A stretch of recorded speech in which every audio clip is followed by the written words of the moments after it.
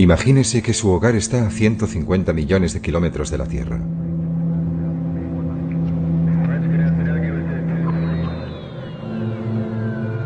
Se han establecido los primeros asentamientos humanos en otros lugares del sistema solar.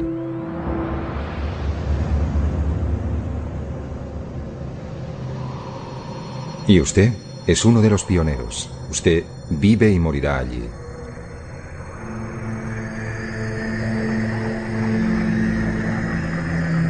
Bienvenido al futuro fuera de nuestro planeta madre.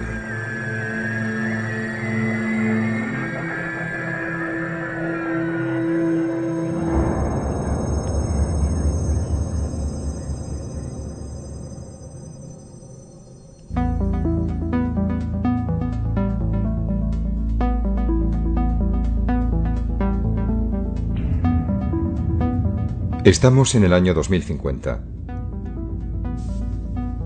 La Luna está ya muy poblada por seres humanos, viviendo bajo su superficie y en cráteres cubiertos con una cúpula que permite vivir y respirar.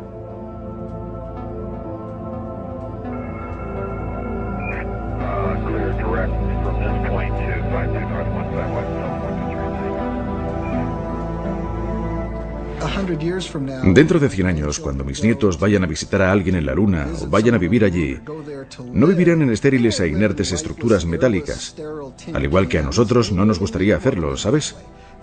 Vivirán en bonitos y bien cuidados parques con árboles de 200 metros de altura y serán capaces de volar como los pájaros.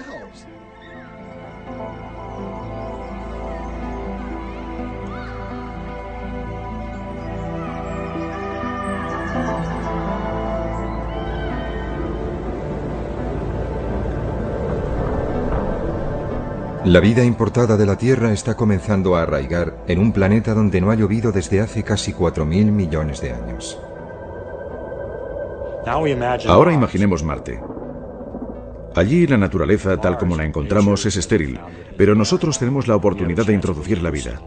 Por eso, cuando pienso cómo es Marte en la actualidad, pienso en un mundo hermoso y muy interesante que me gustaría estudiar con profundidad. Pero cuando imagino Marte con vida, encuentro que es aún más interesante y más valioso en un sentido mucho más profundo. Más tarde, comenzarán a trabajar urbanistas en la superficie marciana, creando un nuevo hogar para los colonos que hayan hecho el mayor viaje de ida, sin vuelta, de sus vidas. Cuando se va a un nuevo lugar como Marte y se establece una nueva rama de la sociedad allí, se tiene la opción de llevarse las mejores ideas y dejar atrás las peores. Y la gente que colonice Marte no deseará volver a la Tierra. Desearán vivir en Marte y desarrollar su futuro allí o quizás incluso más allá, en otro punto del sistema solar.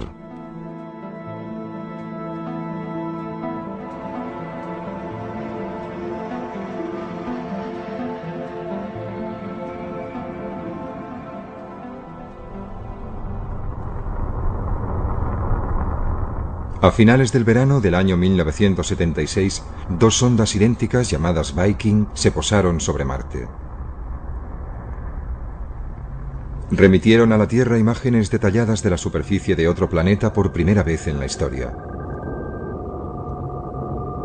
Aunque no encontraron las huellas de vida que habían ido a buscar, la misión Viking completó con éxito diversos experimentos sobre el suelo y el aire marcianos. Fue todo un triunfo científico. Sin embargo, Christopher McKay es un biólogo de la NASA que cree que la ciencia espacial es tan solo una manera de prepararse para algo mucho más importante. Se habla a menudo sobre la explotación del espacio como si su único objetivo fuera científico. Desde ese punto de vista, ciertamente enviar naves tripuladas no es un proyecto rentable. Podemos conseguir mejores datos científicos con robots y sondas automáticas. Pero creo que eso sería errar el tiro. ¿Para qué estamos haciendo ciencia? ¿Por qué estamos explorando científicamente el espacio? Bueno, yo creo que forma parte de una actividad humana mucho más amplia, de un proyecto humano mucho más ambicioso de tratar de anticiparse a los futuros asentamientos humanos fuera de nuestro mundo. Marte es el planeta más cercano y donde será más fácil poder dar nuestro primer paso colonizador. No estamos enviando seres humanos a Marte para hacer ciencia. Estamos enviando seres humanos a Marte. Una de las muchas cosas que harán cuando estén allí será ciencia, pero también escribirán poesía, y gritarán y se enfadarán y harán todo lo que hacen los seres humanos.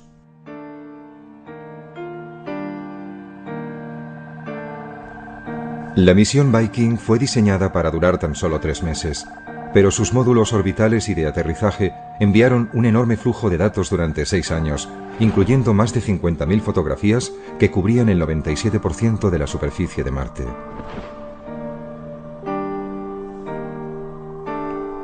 McKay cree que incluso para trabajos científicos, robots como los Viking no deben sustituir a las misiones humanas.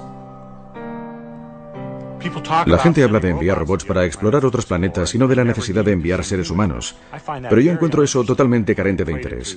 Lo comparo quizá con ir a París, pero en vez realmente de ir a París uno mismo, simplemente enviamos una cámara fotográfica para que tome imágenes. Y cuando la cámara regresa, revelamos las fotos, las miramos, pensamos, bien, fue estupendo, he estado en París.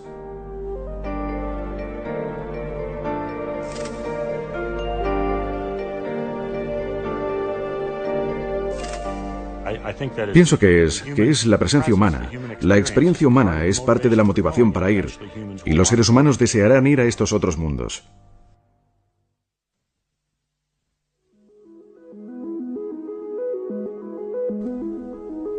Pero, ¿por qué habríamos de dar el siguiente paso de establecer colonias humanas en otros planetas? Robert Zubrin es un ingeniero espacial que ha ideado una manera de enviar a los primeros seres humanos a Marte. Pero no desea pararse allí. Para él, Marte es en el siglo XXI la nueva frontera, un lugar que aguarda ser habitado por colonos llegados desde la Tierra. La frontera en la Tierra está cerrada. Pienso que a menos que la humanidad quiera llegar a una era de estancamiento, tenemos que estar dispuestos a alcanzar una nueva frontera. Y la nueva frontera está ahí fuera, en el espacio, y particularmente en Marte. Pero colonizar Marte es fundamentalmente un acto de creación. Lo que haremos es crear una nueva rama de la civilización humana, una nueva rama de la cultura humana. Es decir, no estamos haciendo esto por nosotros, lo estamos haciendo por ellos, lo estamos haciendo por los marcianos. ¿Es todo esto posible? Gran parte de la tecnología para llevarlo a cabo ya fue desarrollada en un corto periodo de casi 10 años, que empezó a finales de la década de los pasados años 50, con animales puestos en órbita en misiles balísticos. Este chimpancé iba a regresar sano y salvo, pero en ese momento poco o nada se sabía sobre si los seres humanos podrían sobrevivir en el espacio.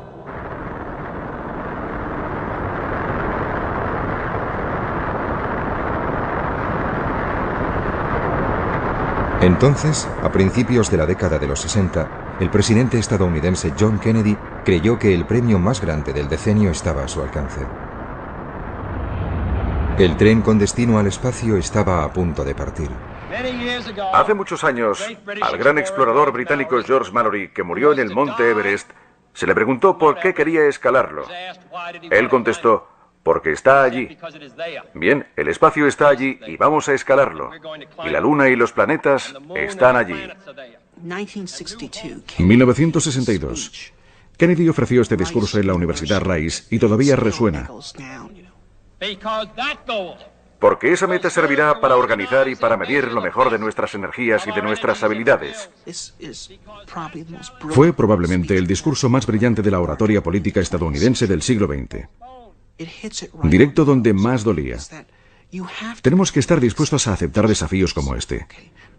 Y además hay que mantenerlos y cumplirlos. Y Kennedy y su generación estaban dispuestos a ello. Hemos elegido ir a la Luna. Hemos elegido ir a la Luna.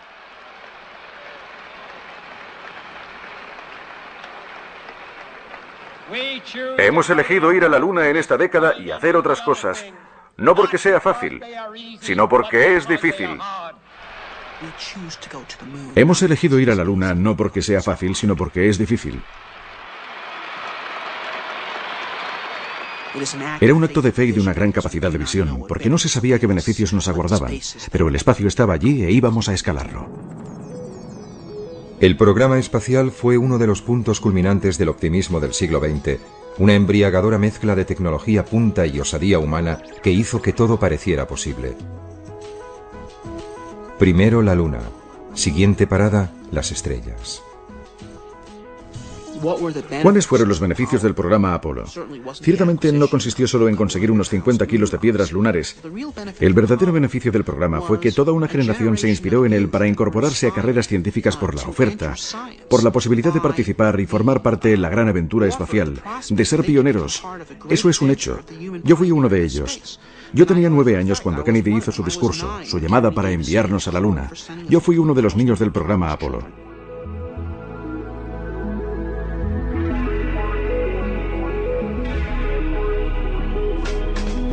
La ambición humana se embarcó a bordo de los cohetes más potentes jamás construidos.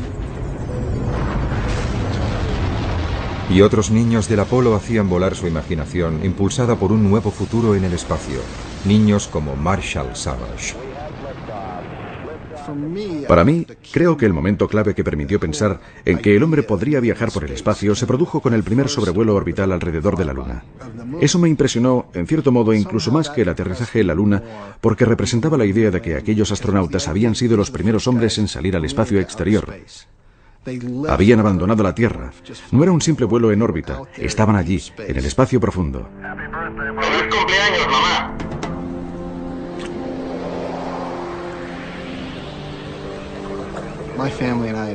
Mi familia y yo nos habíamos tomado un año sabático y viajamos por Europa en una furgoneta Volkswagen. Creo que fuimos la primera familia yuppie que también fue hippie de toda la historia. Estábamos en Nochebuena de 1968, en la isla de Rodas. Un tiempo horrible, lloviendo a cántaros, y el exterior absolutamente oscuro. Estábamos apiñados en nuestra pequeña cápsula que nos servía de soporte vital.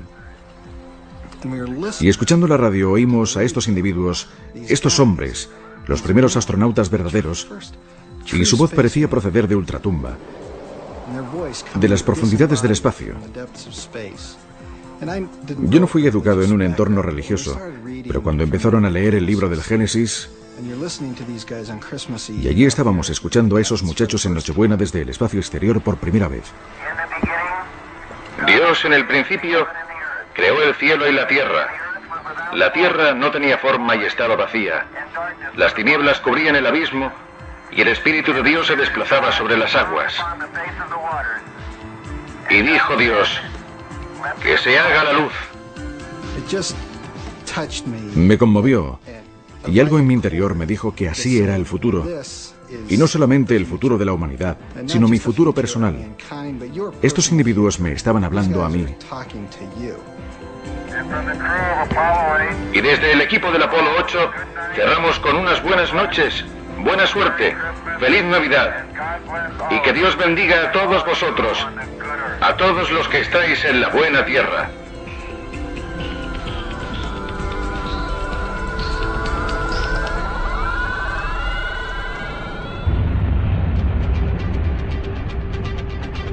Al partir el Apolo 11 hacia la Luna, el 16 de julio de 1969, el monte Everest de Kennedy estaba a punto de ser conquistado apenas 8 años después de que se anunciara la carrera hacia la superficie de la Luna.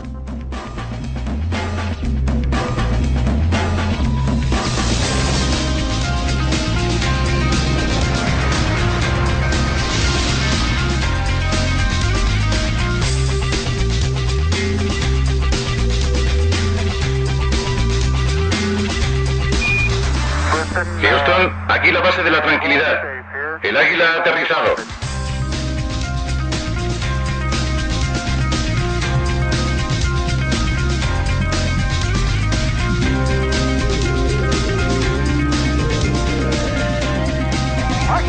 ¡Cielos! Esta vez ha sido rápido. ¡Wow! Lo siento, Charlie. ¡Hermoso! Debo mantenerme atento al volante. Paseando por la luna un día, en el feliz, feliz mes de diciembre. No, mayo. ¿Mayo? Mayo, es verdad. De nuevo a bordo. Allá vamos. ¡Qué paseo, qué paseo! Al dejar la Luna, los astronautas del Apolo 17, el 14 de diciembre de 1972, el ímpetu para transportar personas hacia el resto del sistema solar se perdió. Desde entonces nadie ha escapado de la órbita de la Tierra.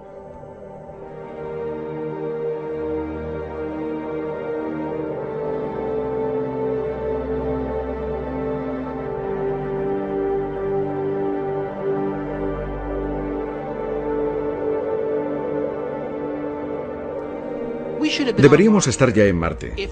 Si hubiéramos continuado el programa espacial en la misma línea que el programa Apolo de finales de los 60, hubiéramos llegado a Marte en 1981. Teníamos ya la capacidad para colonizar la Luna entonces. Teníamos el 85% de la capacidad que necesitábamos para establecer personas en Marte, y entonces se quemaron las naves. Es como si Colón hubiera vuelto al Nuevo Mundo habiendo hecho el descubrimiento y Fernando e Isabel le dijeran, bueno, ¿y qué? ¡Quemad las naves!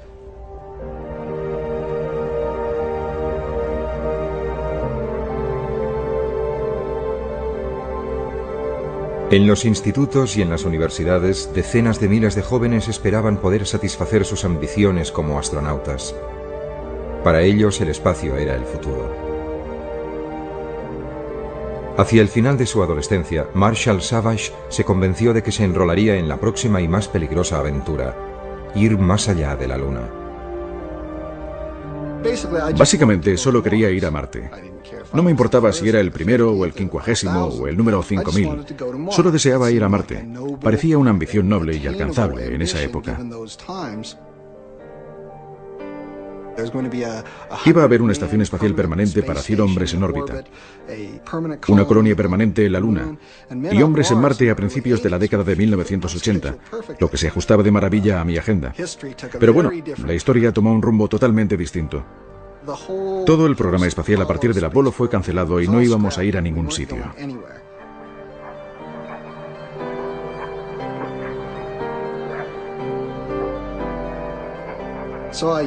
Por tanto, yo no sabía a dónde ir ni cómo, por lo que acabé en una especie de pequeña universidad en Pensilvania llamada Swarthmore, desilusionado con la idea inicial y buscando algo nuevo. Pero mira por dónde, quien apareció por esa universidad para dar una conferencia en el departamento de astronomía fue un antiguo alumno llamado Gerard K. O'Neill. Y este empezó su presentación con diapositivas de colonias espaciales del tamaño de ciudades. Y eso, por supuesto, volvió a encender mi mecha.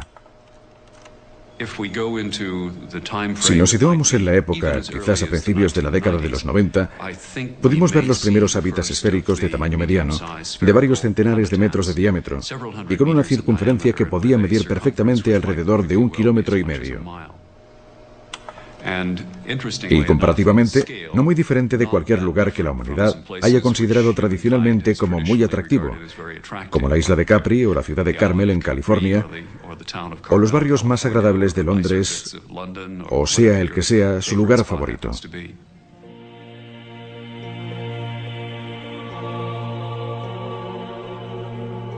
Gerard K. O'Neill fue un profesor de física brillante y respetado en la Universidad de Princeton en New Jersey. Pero su esposa, Tosha, recuerda cómo comenzó su pasión por las colonias espaciales en las clases que impartía a estudiantes que no tenían apenas conocimientos científicos. Él enseñaba un nuevo curso para estudiantes que no estaban realmente interesados en la física, pero que tenían que pasar obligatoriamente este curso que fue denominado Física para Poetas.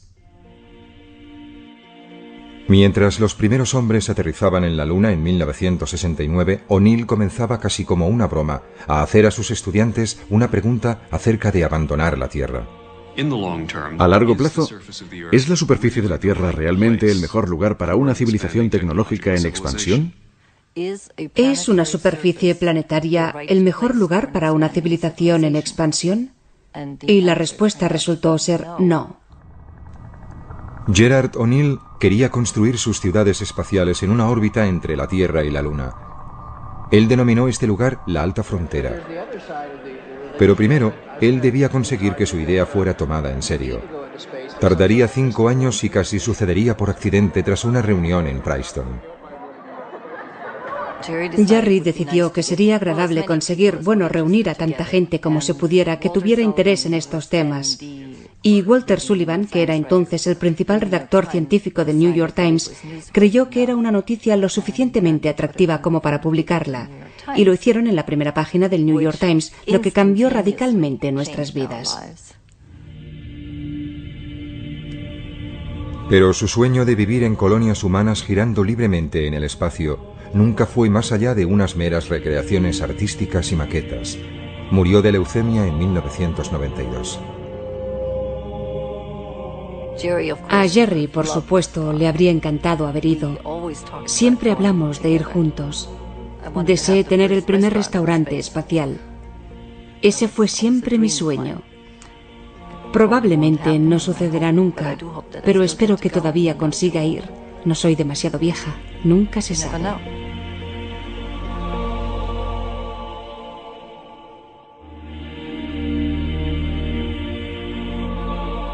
30 años después de que O'Neill propusiera por primera vez las colonias espaciales en órbita, emergió una nueva idea, la de la terraformación, o modelar los planetas hasta que puedan llegar a albergar seres humanos. Marshall Savage cree que nuestro deseo de colonizar otros mundos y de hacerlos similares al nuestro está inculcado en la psique humana. Los seres humanos están programados con una necesidad y amor profundo hacia la belleza natural y el esplendor del planeta Tierra. Sus árboles, sus flores, sus cascadas, sus pájaros, sus mariposas. Estas son las cosas que realmente nos conmueven. Y también es lo que caracterizará la experiencia humana de la colonización espacial de aquí en adelante. Y lo que asombrará a la gente, creo, es cuán natural y similar a la Tierra como un paraíso será esa forma de vida.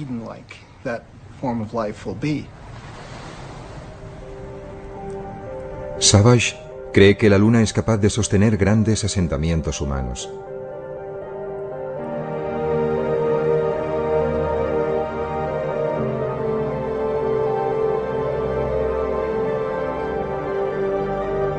Pero ¿cómo creamos un mundo similar a la Tierra para que viva la gente en un lugar tan estéril y sin atmósfera como es la Luna? Una manera es transformar los cráteres en biosferas, islas autónomas de vida.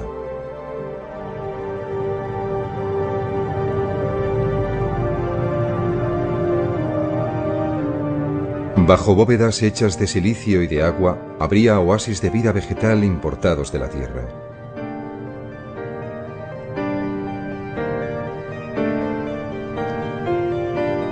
Las personas que vivan en la gravedad de la Luna soportarían solo una sexta parte de su peso en la Tierra. Por eso, en estas bóvedas ligeramente presurizadas, un sueño ancestral podría convertirse en realidad.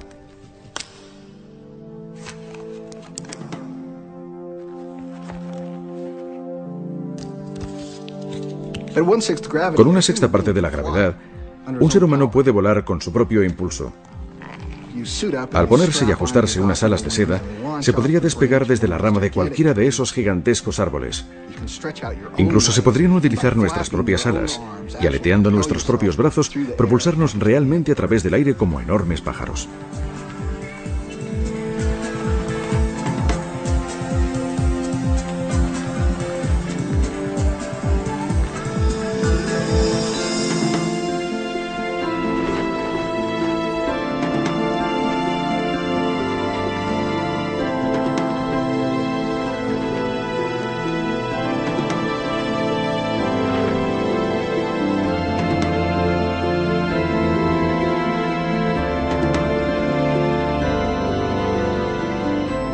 Se sabe que la Luna es rica en materias primas como el hierro, el aluminio y el agua congelada, con suficiente cantidad para que Marshall Savage piense que puedan llegar a construirse industrias en la Luna. Una vez dispongamos de una pequeña base en un lugar como la Luna, el crecimiento allí puede ser muy rápido. Y durante varios siglos solo habrá trasiego de materiales, arriesgando una actividad industrial como si fuera la Chicago del futuro. Un pequeño planeta con unos grandes hombros, con gente asentando una sólida infraestructura industrial en la Luna.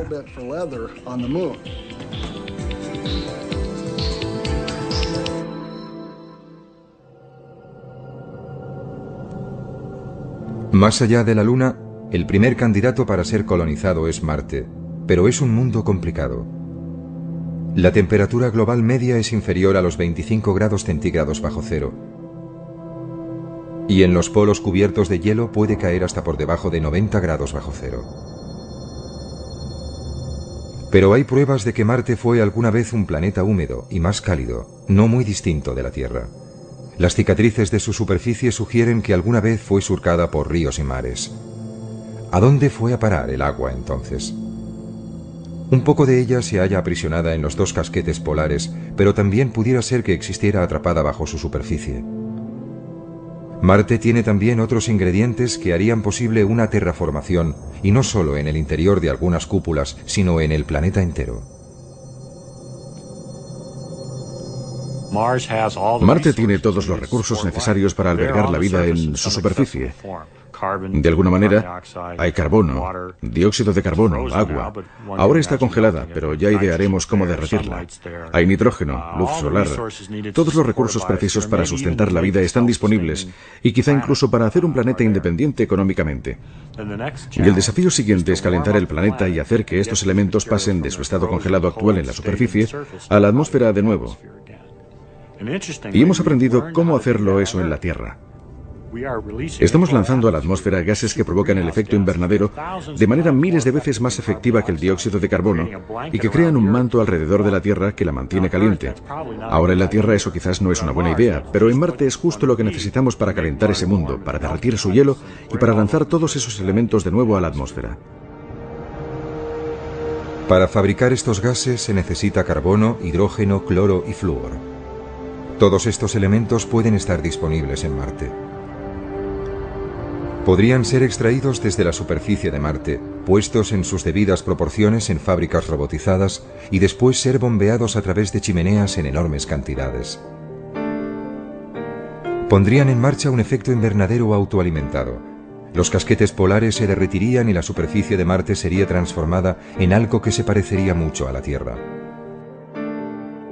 Aparecerían grandes océanos y lagos, y la atmósfera comenzaría a espesarse y a cambiar.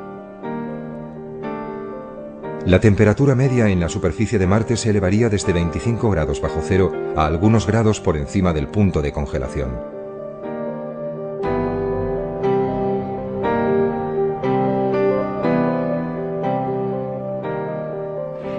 Calentándolo un poco, de modo que hubiera agua en la superficie y una atmósfera más densa. Se podría entonces introducir ecosistemas muy simples, no muy diferentes de los ecosistemas que existen hoy en las regiones árticas y antárticas. Poco más que algas brotarían en la superficie de Marte como primera vida vegetal. Pero sería la avanzadilla para lograr el verdor de Marte. Nuestros cálculos sugieren que Marte podría calentarse con una atmósfera bastante densa en unos 100 años. Es un proceso notablemente eficiente una vez que comencemos a atrapar energía solar. Y como la atmósfera será más densa y el planeta será más cálido, se podrían introducir formas avanzadas de vida más sofisticadas. Y Marte reproduciría la historia evolutiva de la Tierra, solo que mucho más rápidamente porque se apoyaría en la biología terrestre para impulsarse.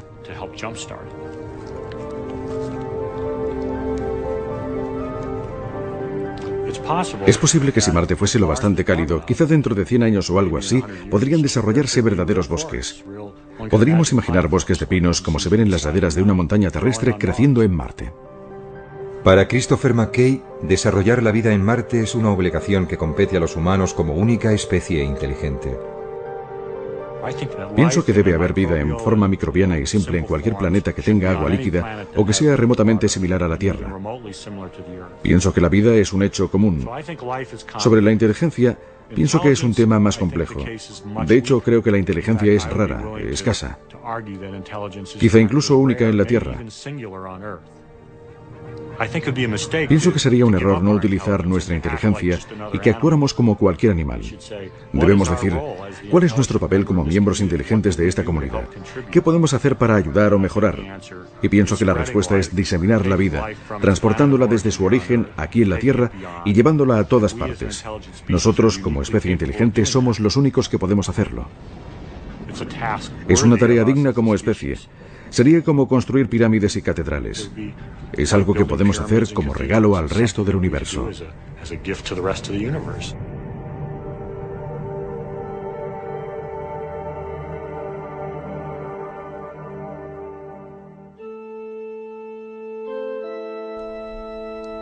Marte sería como todas las fronteras a las que los seres humanos han hecho frente, desafiante, acogedora, peligrosa.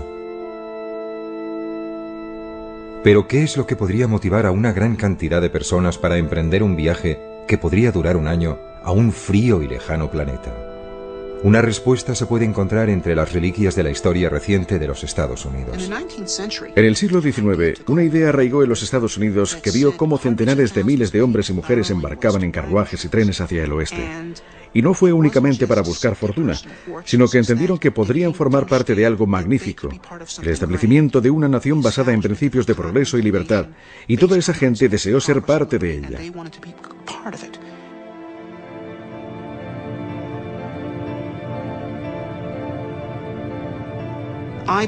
Creo que cuando llegue a ser tecnológicamente posible colonizar Marte, tal como creo que sucederá en breve, habrá un gran número de personas dispuestas a participar, independientemente de las dificultades que conlleve.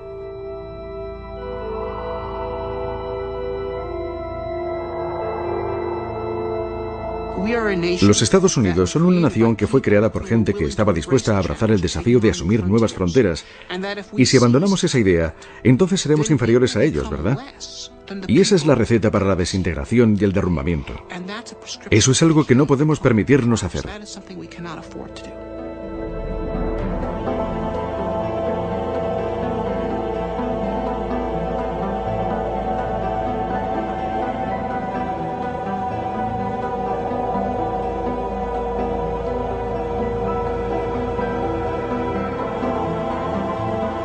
Robert Zubrin ha ideado una manera de transportar a los primeros seres humanos a Marte de forma relativamente barata, conocida como Marte Directo. Es una idea que ha sido bien acogida por la NASA.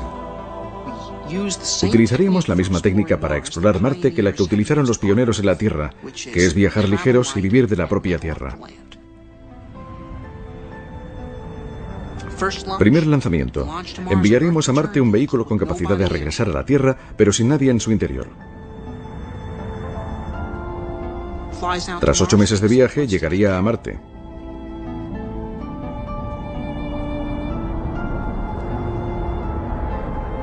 Aterrizaría y accionaría una bomba que aspiraría el aire de Marte, que es de dióxido de carbono, y se le haría reaccionar con un poco de hidrógeno traído desde la Tierra, lo cual permitiría aprovisionar al cohete con oxígeno y metano que usaría para propulsarse.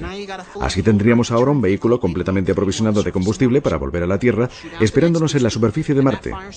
Si entonces enviáramos a la siguiente tripulación, como el vehículo de vuelta ya les estaría esperando en Marte, no sería preciso que se desplazaran en esas gigantescas naves galácticas de combate. Aterrizarían en Marte cerca del vehículo de regreso, la utilizarían como su hogar durante 1 año y medio, y al final de ese tiempo se introducirían en el vehículo, despegarían y viajarían directamente de nuevo a la Tierra. Abandonarían su propia estación en Marte, por lo que cada vez que tuviera lugar un viaje, se agregaría otro habitáculo a la base y gradualmente iríamos construyendo el primer establecimiento humano en un mundo nuevo.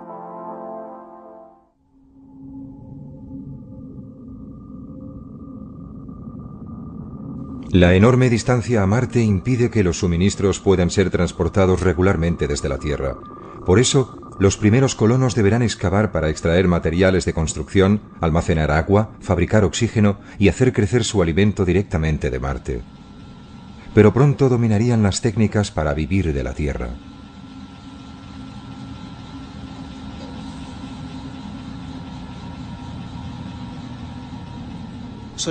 Estaremos en una situación, quizás dentro de 50 años, en la que sabremos cómo ser autosuficientes en Marte y cómo llegar allí de un modo relativamente barato. Y en ese punto creo que comenzará la inmigración a gran escala.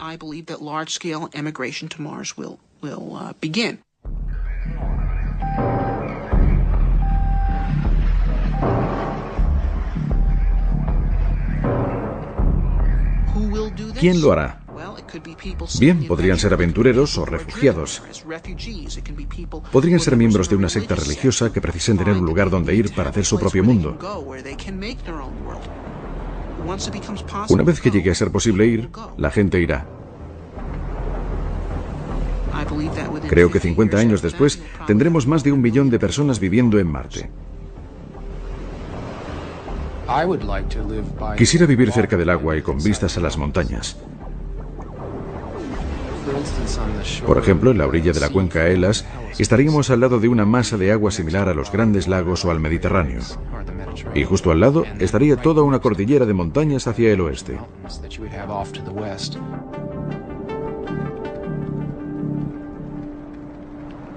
Desde su hogar, situado en el norte de California, el escritor de ciencia ficción Kim Stanley Robinson imaginó cómo sería la vida en un Marte terraformado. Pero la inspiración para sus novelas procede de las imágenes emitidas por la sonda Viking de unas tierras desoladas y áridas. Me interesó de Marte su aspecto salvaje. Estoy interesado en pasar tiempo en las montañas por encima del arbolado y en los desiertos del oeste americano. Por eso, cuando llegaron los primeros datos de las Viking, lo que mostraron es un Marte con un paisaje espectacular. Y estas características despertaron mi interés y pensé que sería un gran lugar para ir de acampada con mi mochila. Viking reveló que Marte era como el sueño de un turista. El Valle Marineris es un abismo de 4.000 kilómetros de largo y hasta 8 kilómetros de profundidad, 200 kilómetros de ancho y más de 10 veces mayor que el Gran Cañón del Colorado. El Olympus Mons es un volcán extinto que se eleva 25 kilómetros sobre los llanos circundantes. Es casi 3 veces más alto que el monte Everest.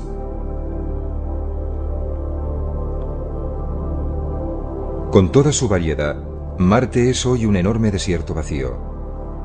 ¿Debería permanecer así?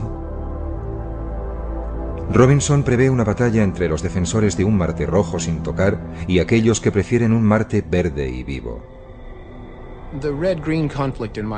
El conflicto rojo-verde en mis novelas tiene que ver con la idea de que habrá gente que se enamore de Marte tal como está ahora, y la idea de terraformarla le sonaría a sacrilegio.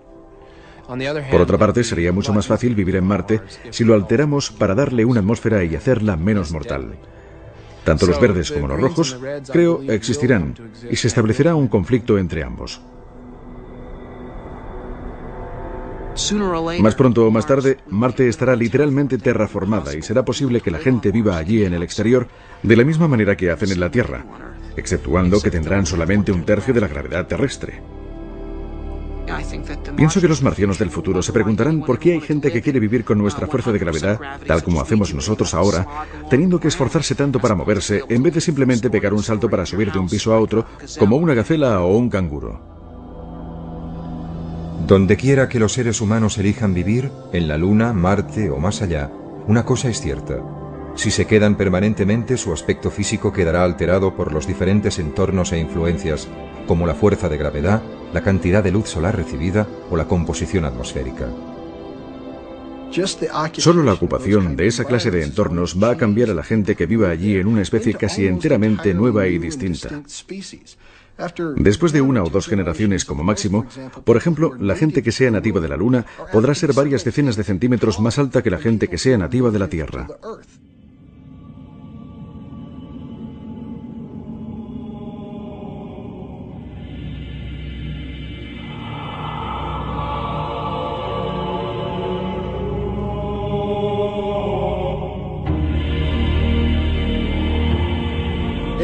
Si no les importa sufrir la considerable molestia de mantener la infraestructura esquelética y muscular que se necesita para soportar la gravedad terrestre y básicamente decir, bueno, vivo en la Luna. Y ¿sabe? Nunca me voy a desplazar a la Tierra excepto en vídeo o mediante dispositivos oculares holográficos. Voy a ser un selenita. Bueno, estas personas van a ser muy altas y muy delgadas, con una musculatura mínima, y después de cierto número de generaciones podemos encontrarnos literalmente con que los genotipos han evolucionado en una dirección propia diferente.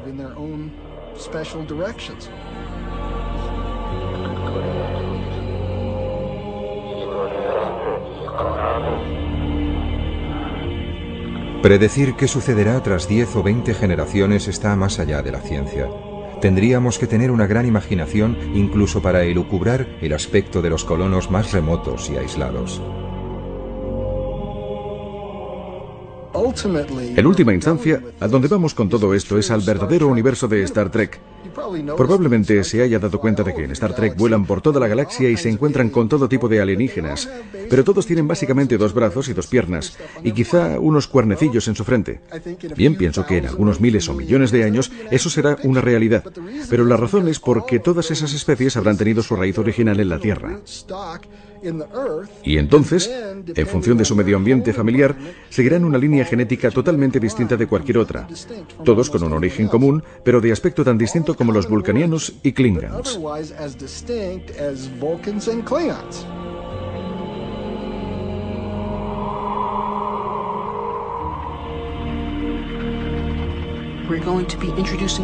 Vamos a introducir variaciones en la especie humana. La Tierra se ha quedado muy pequeña para mantener la diversidad de la cultura humana.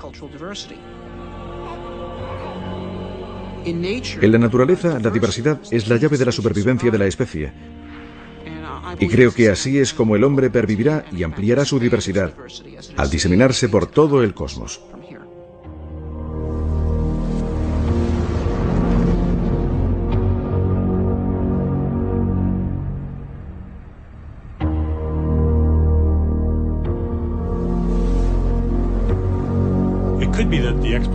Pudiera ser que la exploración del espacio fuese inevitable.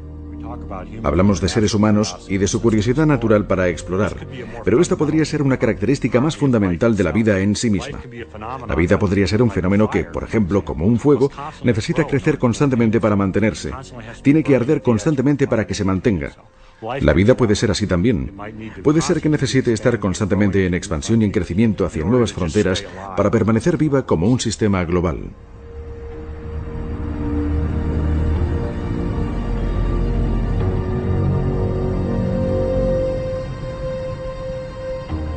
¿En qué estamos pensando los humanos? ¿Cuál es nuestro gran reto?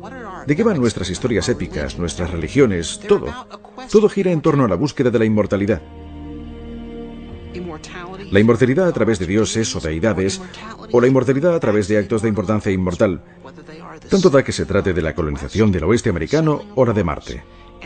Y esto es más importante que el pan. Esto es por lo que luchará la gente.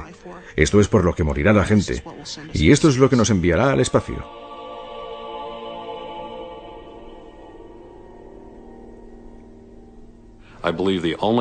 Creo que la única manera de salir al espacio es haciendo el espacio rentable. Si se desea ir al espacio para quedarse, tiene que ser una empresa rentable.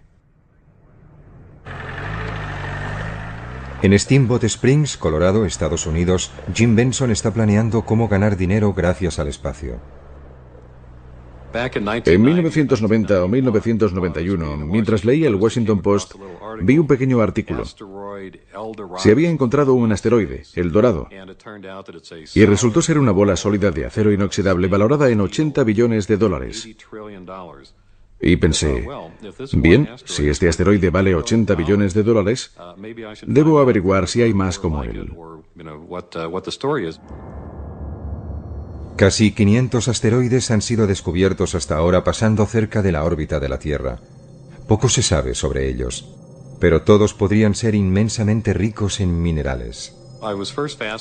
Los asteroides metálicos me fascinaron porque tienen concentraciones muy altas de oro y de todos los metales del grupo del platino. Pero es extremadamente difícil extraer el metal de ellos. Llegaríamos a una montaña de acero inoxidable y resultaría casi imposible hacerla pedazos o excavarla.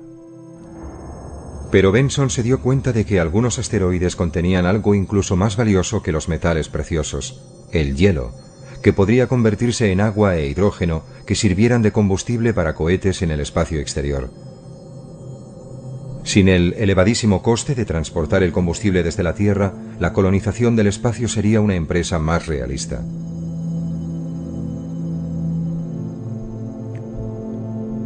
Así, Benson montó una empresa para construir una pequeña sonda diseñada para ir a inspeccionar si había hielo en los asteroides.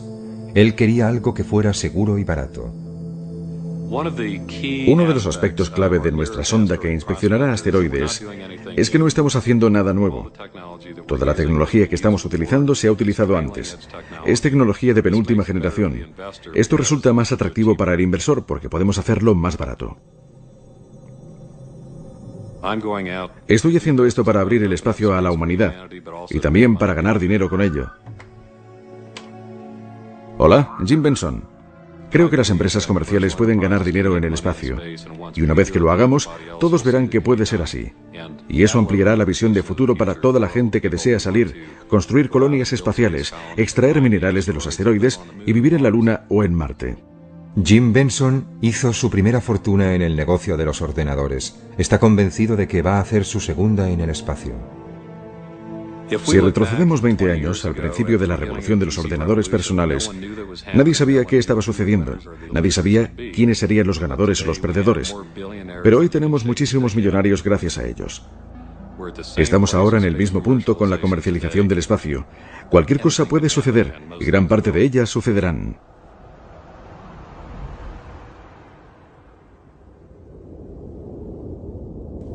¿Hay límites a la distancia hasta donde se puede llegar para colonizar el espacio? Los límites verdaderos pueden no estar basados en la tecnología, sino en nuestra propia mortalidad. Simplemente no podríamos vivir el tiempo suficiente para llegar más allá de nuestro propio sistema solar. Pero incluso esto podría superarse si pudiéramos diseñar algo lo suficientemente rápido. No estoy seguro de dónde está la frontera de las limitaciones humanas. Creo que viajar a las estrellas es posible. Entendemos la ciencia fundamental que es precisa para crear una nave interestelar.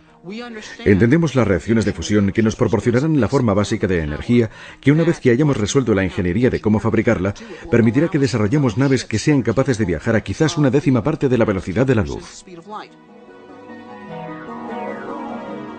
Pero incluso con una nave que viajara a esa velocidad se tardaría más de 40 años en llegar al sistema estelar más cercano. Pienso que hay un límite realista en los términos que hacen factible un viaje interestelar. Mírenlo de esta manera. Lo más rápido que han viajado los seres humanos ha sido durante el programa Apolo. A esa velocidad tardaríamos 1 millón de años en llegar a la estrella más cercana. Así es necesario alcanzar velocidades mucho más grandes, porque si no tardaremos milenios enteros en llegar al sistema estelar más cercano. Existen propuestas en ciencia ficción para hacerlo, construyendo esas naves mundo gigantescas con miles de personas que viven en comunidades autosuficientes durante millares de años. Pero si lo hiciéramos así, le garantizo que para cuando llegáramos a la estrella más cercana, una nueva civilización se habría desarrollado ya en ella, en esa nueva estrella, poblada por gente que salió mucho antes desde la Tierra, usando la capacidad industrial de nuestro planeta para construir cohetes de antimateria o algo realmente bueno que se desplazara al 50% de la velocidad de la luz. Llegarían en 8 años, habrían construido una nueva civilización solar mientras la nave inicial seguiría en su viaje de ida. Así, en el momento en que llegaran y salieran de la nave mundo, aparecerían como anticuadísimos seres como Rip Van Winkle, solo útiles para ser entrevistados en programas de televisión matinal. Ese sería su único impacto en esa civilización solar. Así que si no puede ir lo suficientemente rápido, mejor quédese en casa. De 1969 a 1972, solo unos pocos elegidos dejaron la Tierra. 6 misiones Apolo aterrizaron en la Luna. Tan solo 12 astronautas estadounidenses. ¡Wow! ¡Qué lugar! ¡Qué vista! ¿Verdad, John? Es absolutamente irreal.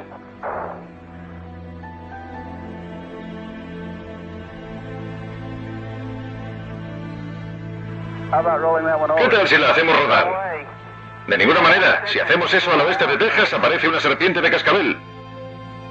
Los recuerdos de un triunfo del siglo XX todavía obsesionan a aquellos que esperaban y conservaban la esperanza de llegar más allá. Es como si todo sucediera ayer, pero estas imágenes tienen un cuarto de siglo de edad.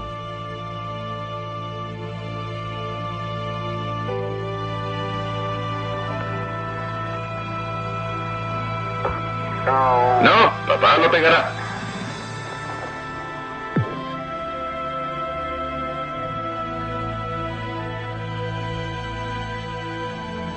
¿Emprenderá de nuevo la humanidad este camino? ¿Y esta vez lo continuará? Las estrellas están a nuestro alcance. Si no nos rendimos ahora, y si decidimos ser una civilización que viaje por el espacio,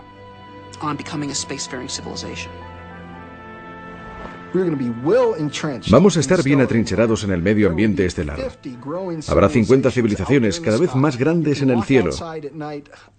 Caminaremos por la noche en la Tierra y miraremos hacia arriba y nombraremos lugares físicos, la verdadera geografía del cielo nocturno de las estrellas que están habitadas y la clase de gente que vive allí.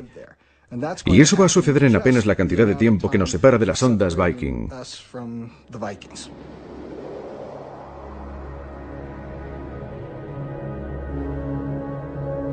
Más de 2 décadas después de que llegaran a Marte, las sondas Viking fueron silenciadas para siempre por gigantescas tormentas de polvo. Si no tiene lugar la colonización humana del espacio, las sondas Viking se convertirán en solitarios monumentos conmemorativos de un sueño fracasado.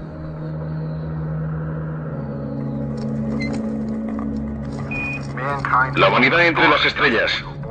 Esto es para lo que hemos nacido y allí es hacia donde nos dirigimos. De acuerdo, Bob, tengo mis herramientas justo aquí. Sal aquí y mándame un saludo. Tenemos una vista hermosa de ese 4BN y de la Tierra a la vez. Intentaré conseguir una foto para ti. Esta transmisión está llegando desde aproximadamente medio camino entre la Luna y la Tierra. Nos queda poco menos de 40 horas para llegar a la Luna. Así es, ahí lo tienes. Un vasto y solitario tipo de existencia prohibida para la expansión de la nada. La felicidad son trocitos de tocino para desayunar. ¡No te los comas todos! Houston, la belleza de este lugar es absolutamente increíble. Te comento, no puedo ver el fondo de esto y estoy tan cerca del borde como me es posible. Y esa es la verdad. ¡Naranja! Sí que lo es. Puedo verlo desde aquí, es naranja. Nos han dicho que hay un Papá Noel.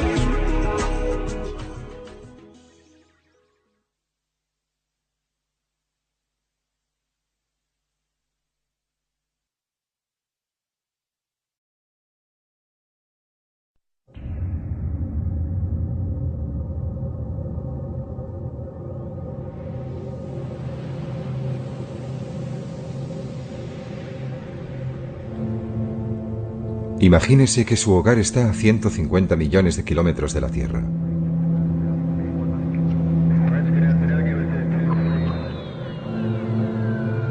Se han establecido los primeros asentamientos humanos en otros lugares del sistema solar.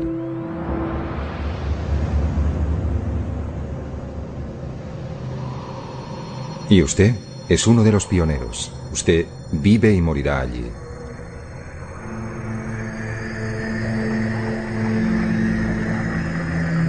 Bienvenido al futuro fuera de nuestro planeta madre.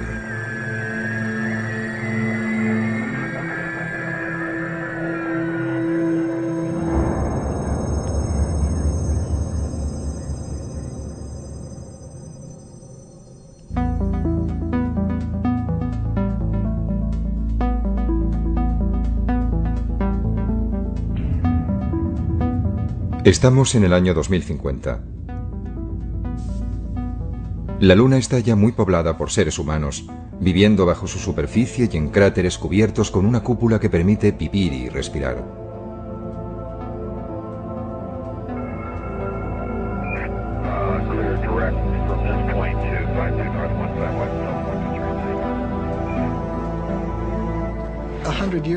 Dentro de 100 años, cuando mis nietos vayan a visitar a alguien en la Luna o vayan a vivir allí, no vivirán en estériles e inertes estructuras metálicas, al igual que a nosotros no nos gustaría hacerlo, ¿sabes?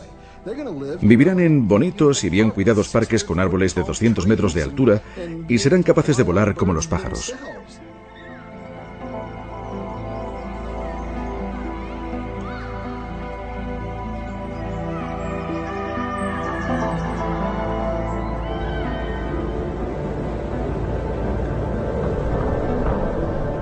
La vida importada de la Tierra está comenzando a arraigar en un planeta donde no ha llovido desde hace casi 4.000 millones de años. Ahora imaginemos Marte. Allí la naturaleza tal como la encontramos es estéril, pero nosotros tenemos la oportunidad de introducir la vida. Por eso, cuando pienso cómo es Marte en la actualidad, pienso en un mundo hermoso y muy interesante que me gustaría estudiar con profundidad. Pero cuando imagino Marte con vida, encuentro que es aún más interesante y más valioso en un sentido mucho más profundo.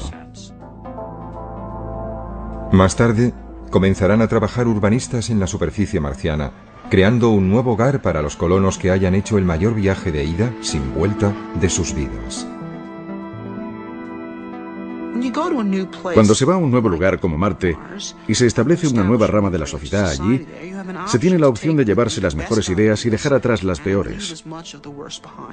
Y la gente que colonice Marte no deseará volver a la Tierra.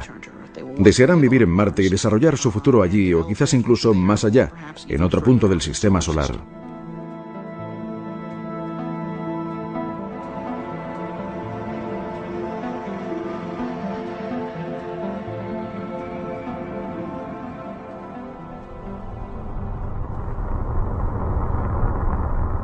A finales del verano del año 1976, dos sondas idénticas llamadas Viking se posaron sobre Marte. Remitieron a la Tierra imágenes detalladas de la superficie de otro planeta por primera vez en la historia. Aunque no encontraron las huellas de vida que habían ido a buscar, la misión Viking completó con éxito diversos experimentos sobre el suelo y el aire marcianos. Fue todo un triunfo científico.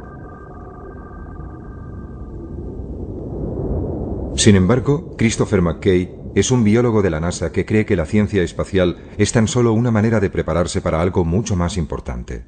Se habla a menudo sobre la explotación del espacio como si su único objetivo fuera científico. Desde ese punto de vista, ciertamente enviar naves tripuladas no es un proyecto rentable. Podemos conseguir mejores datos científicos con robots y sondas automáticas. Pero creo que eso sería errar el tiro. ¿Para qué estamos haciendo ciencia? ¿Por qué estamos explorando científicamente el espacio? Bueno, yo creo que forma parte de una actividad humana mucho más amplia, de un proyecto humano mucho más ambicioso de tratar de anticiparse a los futuros asentamientos humanos fuera de nuestro mundo. Marte es el planeta más cercano y donde será más fácil poder dar nuestro primer paso colonizador. No estamos enviando seres humanos a Marte para hacer ciencia. Estamos enviando seres humanos a Marte. Una de las muchas cosas que harán cuando estén allí será ciencia, pero también escribirán poesía, y gritarán y se enfadarán y harán todo lo que hacen los seres humanos.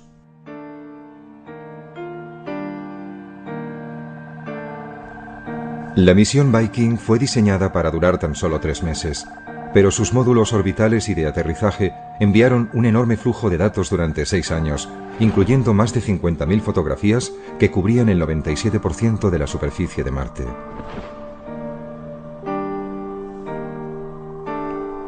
McKay cree que incluso para trabajos científicos, robots como los Viking no deben sustituir a las misiones humanas. La gente habla de enviar robots para explorar otros planetas y no de la necesidad de enviar seres humanos. Pero yo encuentro eso totalmente carente de interés. Lo comparo quizá con ir a París, pero en vez realmente de ir a París uno mismo, simplemente enviamos una cámara fotográfica para que tome imágenes. Y cuando la cámara regresa, revelamos las fotos, las miramos, pensamos, bien, fue estupendo, he estado en París.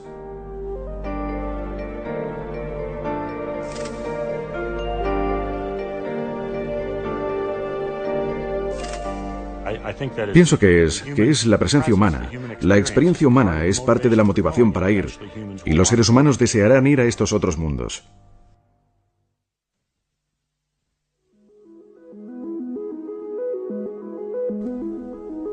Pero, ¿por qué habríamos de dar el siguiente paso de establecer colonias humanas en otros planetas? Robert Zubrin es un ingeniero espacial que ha ideado una manera de enviar a los primeros seres humanos a Marte. Pero no desea pararse allí. Para él, Marte es en el siglo XXI la nueva frontera, un lugar que aguarda ser habitado por colonos llegados desde la Tierra. La frontera en la Tierra está cerrada. Pienso que a menos que la humanidad quiera llegar a una era de estancamiento, tenemos que estar dispuestos a alcanzar una nueva frontera. Y la nueva frontera está ahí fuera, en el espacio, y particularmente en Marte. Pero colonizar Marte es fundamentalmente un acto de creación. Lo que haremos es crear una nueva rama de la civilización humana, una nueva rama de la cultura humana. Es decir, no estamos haciendo esto por nosotros, lo estamos haciendo por ellos, lo estamos haciendo por los marcianos. ¿Es todo esto posible? Gran parte de la tecnología para llevarlo a cabo ya fue desarrollada en un corto periodo de casi 10 años, que empezó a finales de la década de los pasados años 50, con animales puestos en órbita en misiles balísticos. Este chimpancé iba a regresar sano y salvo, pero en ese momento poco o nada se sabía sobre si los seres humanos podrían sobrevivir en el espacio.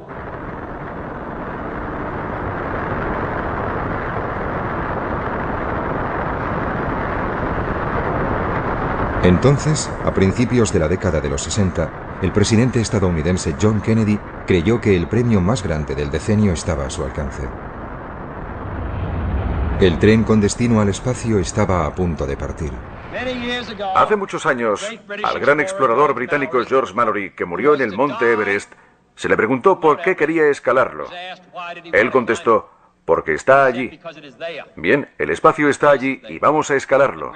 Y la Luna y los planetas están allí. 1962. Kennedy ofreció este discurso en la Universidad Rice y todavía resuena. Porque esa meta servirá para organizar y para medir lo mejor de nuestras energías y de nuestras habilidades. Fue probablemente el discurso más brillante de la oratoria política estadounidense del siglo XX. Directo donde más dolía. Tenemos que estar dispuestos a aceptar desafíos como este. Y además hay que mantenerlos y cumplirlos. Y Kennedy y su generación estaban dispuestos a ello. Hemos elegido ir a la Luna. Hemos elegido ir a la Luna.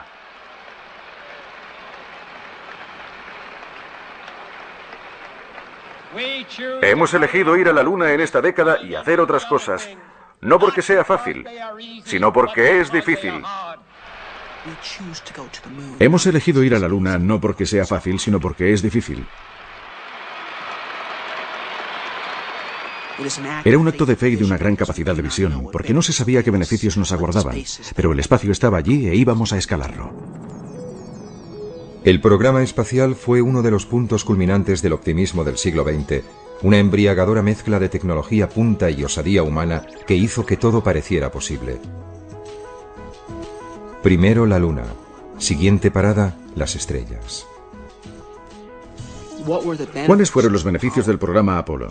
Ciertamente no consistió solo en conseguir unos 50 kilos de piedras lunares. El verdadero beneficio del programa fue que toda una generación se inspiró en él para incorporarse a carreras científicas por la oferta, por la posibilidad de participar y formar parte de la gran aventura espacial, de ser pioneros. Eso es un hecho. Yo fui uno de ellos.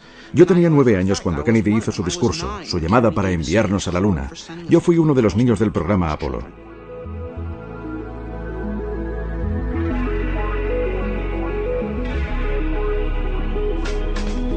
La ambición humana se embarcó a bordo de los cohetes más potentes jamás construidos. Y otros niños del Apolo hacían volar su imaginación, impulsada por un nuevo futuro en el espacio. Niños como Marshall Savage. Para mí, creo que el momento clave que permitió pensar en que el hombre podría viajar por el espacio se produjo con el primer sobrevuelo orbital alrededor de la Luna. Eso me impresionó, en cierto modo, incluso más que el aterrizaje en la Luna, porque representaba la idea de que aquellos astronautas habían sido los primeros hombres en salir al espacio exterior. Habían abandonado la Tierra. No era un simple vuelo en órbita. Estaban allí, en el espacio profundo. ¡Feliz cumpleaños, mamá!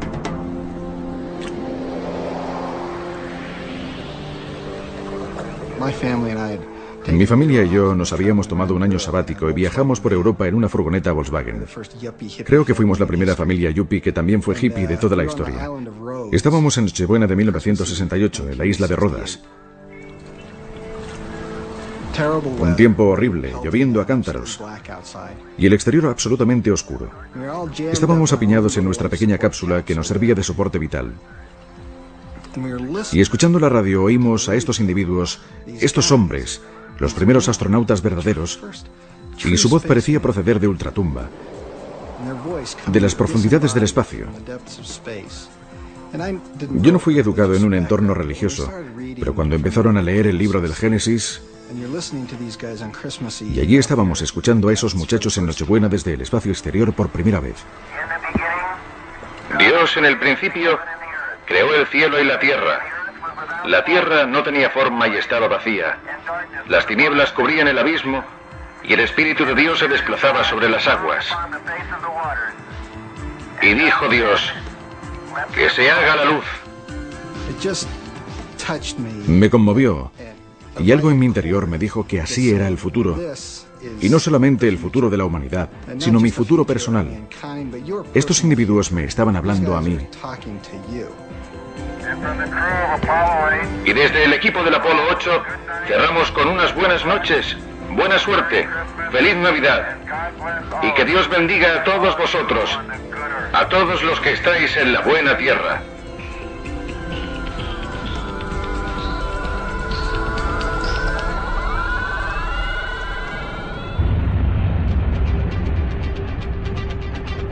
Al partir el Apolo 11 hacia la Luna, el 16 de julio de 1969, el monte Everest de Kennedy estaba a punto de ser conquistado apenas 8 años después de que se anunciara la carrera hacia la superficie de la Luna.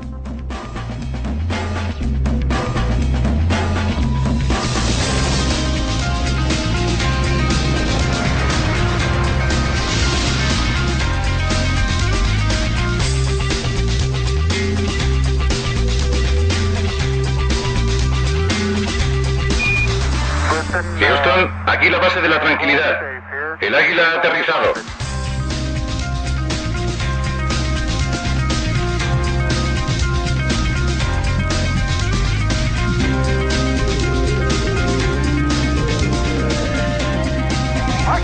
¡Cielos! Esta vez ha sido rápido. ¡Wow! Lo siento, Charlie. ¡Hermoso! Debo mantenerme atento al volante. Paseando por la luna un día, en el feliz, feliz mes de diciembre. No, mayo. ¿Mayo? Mayo, es verdad. De nuevo a bordo. Allá vamos. ¡Qué paseo, qué paseo! Al dejar la Luna, los astronautas del Apolo 17, el 14 de diciembre de 1972, el ímpetu para transportar personas hacia el resto del sistema solar se perdió. Desde entonces nadie ha escapado de la órbita de la Tierra.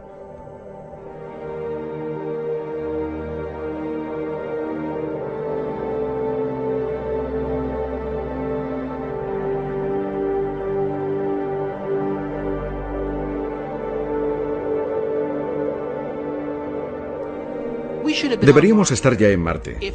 Si hubiéramos continuado el programa espacial en la misma línea que el programa Apolo de finales de los 60, hubiéramos llegado a Marte en 1981. Teníamos ya la capacidad para colonizar la Luna entonces. Teníamos el 85% de la capacidad que necesitábamos para establecer personas en Marte, y entonces se quemaron las naves. Es como si Colón hubiera vuelto al Nuevo Mundo habiando hecho el descubrimiento y Fernando e Isabel le dijeran, bueno, ¿y qué? ¿Quemad las naves?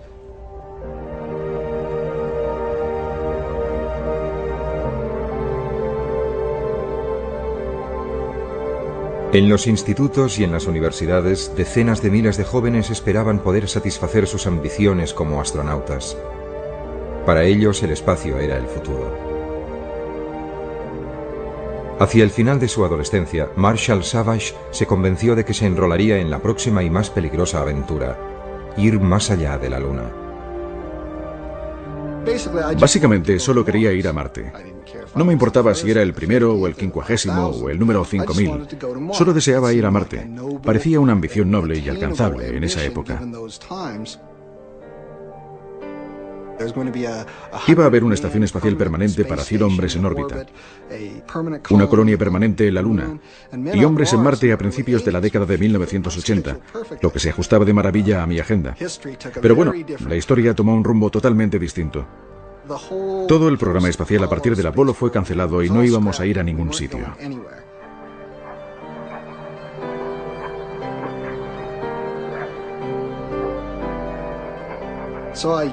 Por tanto, yo no sabía a dónde ir ni cómo, por lo que acabé en una especie de pequeña universidad en Pensilvania llamada Swarthmore, desilusionado con la idea inicial y buscando algo nuevo. Pero mira por dónde, quien apareció por esa universidad para dar una conferencia en el departamento de astronomía fue un antiguo alumno llamado Gerard K. O'Neill. Y este empezó su presentación con diapositivas de colonias espaciales del tamaño de ciudades. Y eso, por supuesto, volvió a encender mi mecha. Si nos situamos en la época, quizás a principios de la década de los 90, pudimos ver los primeros hábitats esféricos de tamaño mediano, de varios centenares de metros de diámetro, y con una circunferencia que podía medir perfectamente alrededor de 1,5 kilómetros. Y comparativamente, no muy diferente de cualquier lugar que la humanidad haya considerado tradicionalmente como muy atractivo, como la isla de Capri o la ciudad de Carmel en California, o los barrios más agradables de Londres, o sea el que sea su lugar favorito.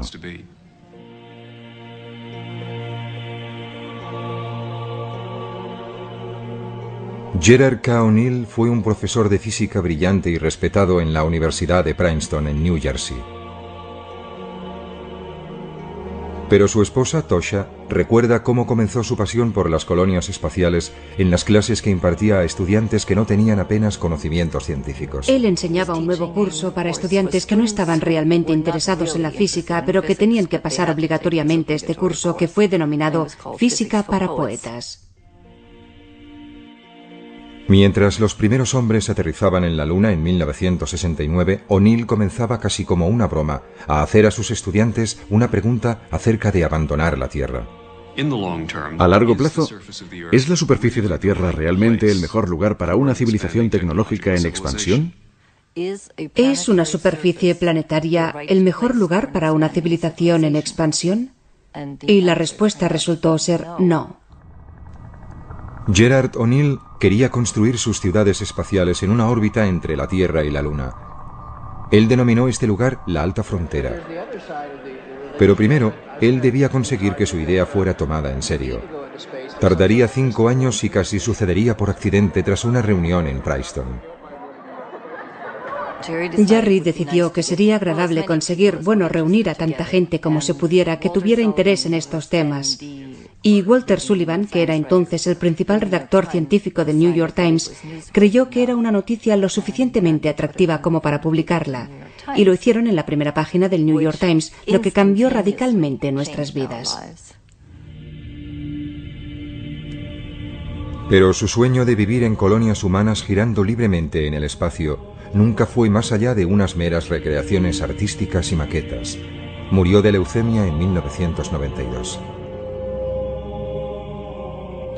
A Jerry, por supuesto, le habría encantado haber ido. Siempre hablamos de ir juntos. Deseé tener el primer restaurante espacial. Ese fue siempre mi sueño.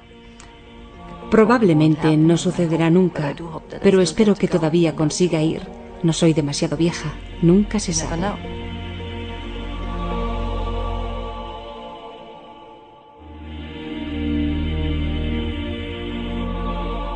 30 años después de que O'Neill propusiera por primera vez las colonias espaciales en órbita, emergió una nueva idea, la de la terraformación, o modelar los planetas hasta que puedan llegar a albergar seres humanos. Marshall Savage cree que nuestro deseo de colonizar otros mundos y de hacerlos similares al nuestro está inculcado en la psique humana. Los seres humanos están programados con una necesidad y amor profundo hacia la belleza natural y el esplendor del planeta Tierra. Sus árboles, sus flores, sus cascadas, sus pájaros, sus mariposas. Estas son las cosas que realmente nos conmueven. Y también es lo que caracterizará la experiencia humana de la colonización espacial de aquí en adelante. Y lo que asombrará a la gente, creo, es cuán natural y similar a la Tierra como un paraíso será esa forma de vida.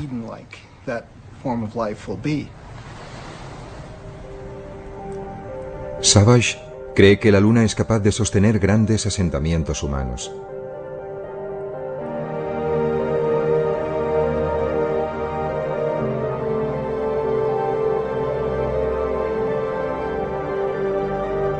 Pero ¿cómo creamos un mundo similar a la Tierra para que viva la gente en un lugar tan estéril y sin atmósfera como es la Luna? Una manera es transformar los cráteres en biosferas, islas autónomas de vida.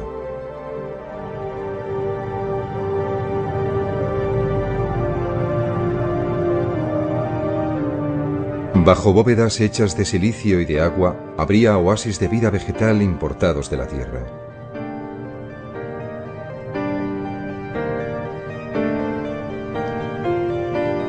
Las personas que vivan en la gravedad de la Luna soportarían solo una sexta parte de su peso en la Tierra. Por eso, en estas bóvedas ligeramente presurizadas, un sueño ancestral podría convertirse en realidad.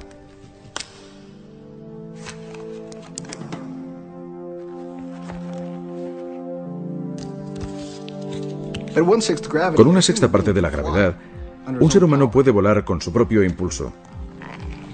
Al ponerse y ajustarse unas alas de seda, se podría despegar desde la rama de cualquiera de esos gigantescos árboles. Incluso se podrían utilizar nuestras propias alas y, aleteando nuestros propios brazos, propulsarnos realmente a través del aire como enormes pájaros.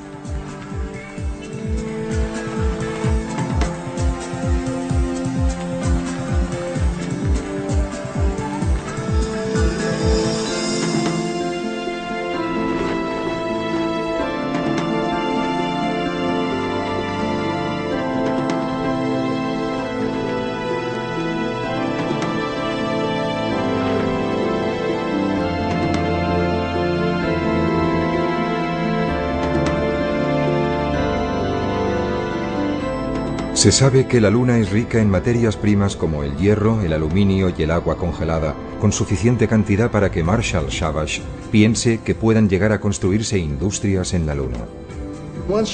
Una vez dispongamos de una pequeña base en un lugar como la Luna, el crecimiento allí puede ser muy rápido. Y durante varios siglos solo habrá trasiego de materiales, arriesgando una actividad industrial como si fuera la Chicago del futuro.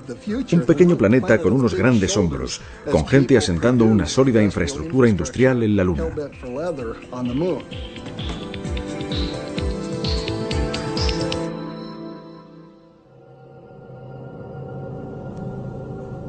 Más allá de la Luna, el primer candidato para ser colonizado es Marte, pero es un mundo complicado. La temperatura global media es inferior a los 25 grados centígrados bajo cero. Y en los polos cubiertos de hielo puede caer hasta por debajo de 90 grados bajo cero. Pero hay pruebas de que Marte fue alguna vez un planeta húmedo y más cálido, no muy distinto de la Tierra. Las cicatrices de su superficie sugieren que alguna vez fue surcada por ríos y mares.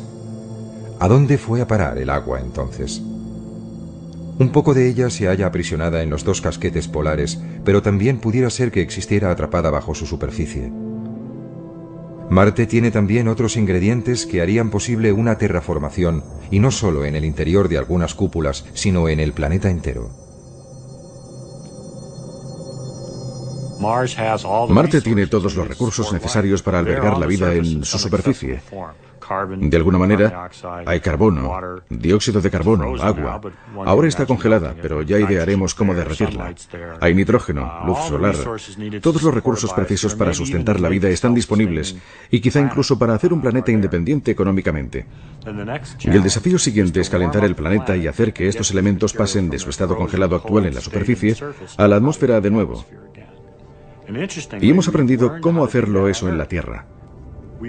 Estamos lanzando a la atmósfera gases que provocan el efecto invernadero de manera miles de veces más efectiva que el dióxido de carbono y que crean un manto alrededor de la Tierra que la mantiene caliente. Ahora en la Tierra eso quizás no es una buena idea, pero en Marte es justo lo que necesitamos para calentar ese mundo, para derretir su hielo y para lanzar todos esos elementos de nuevo a la atmósfera. Para fabricar estos gases se necesita carbono, hidrógeno, cloro y flúor. Todos estos elementos pueden estar disponibles en Marte. Podrían ser extraídos desde la superficie de Marte, puestos en sus debidas proporciones en fábricas robotizadas y después ser bombeados a través de chimeneas en enormes cantidades. Pondrían en marcha un efecto invernadero autoalimentado. Los casquetes polares se derretirían y la superficie de Marte sería transformada en algo que se parecería mucho a la Tierra. Aparecerían grandes océanos y lagos, y la atmósfera comenzaría a espesarse y a cambiar. La temperatura media en la superficie de Marte se elevaría desde 25 grados bajo cero a algunos grados por encima del punto de congelación.